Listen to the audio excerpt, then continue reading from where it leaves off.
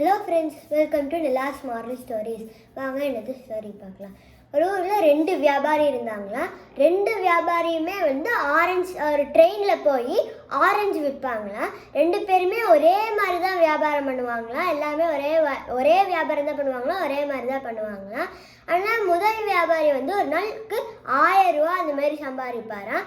2வது வியாபாரி 300 ரூபா சம்பாதிக்கிறதே பெரிய விஷயமா இருக்குமா ஒரு நாளைக்கு. அப்போ எப்படி இந்த முதல் வியாபாரி 1000 ரூபா பண்ணுறாரு, 2வது வியாபாரி 300 ரூபா பண்ணுறதுக்கே கஷ்டப்படுறாருன்னு பார்த்தா, முதல் வியாபாரி சின்சியராக ஒர்க் பண்ணுறாராம். ஆனால் 2வது வியாபாரி ஆரஞ்சு எல்லா நேரமும் ஆரஞ்சு விற்கிறதுக்கு பதிலாக கொஞ்ச நேரம் ஃபோன் பேசுறது, சாப்பிட்றதுக்கு 1 மணி நேரம் எடுக்கிறது, சீட்டு விளையாடுறது, இந்த மாதிரி சின்சியராக ஆரஞ்சு விற்காமல் இதுக்குள்ளே நிறையா பழக்கங்கள் இருந்துச்சான். ஆனால் முதல் வியாபாரி எதுக்குள்ளேயுமே போகாமல் ஆரஞ்சு மட்டுமே சின்சியராக வித்துட்டு இருந்தாராம்.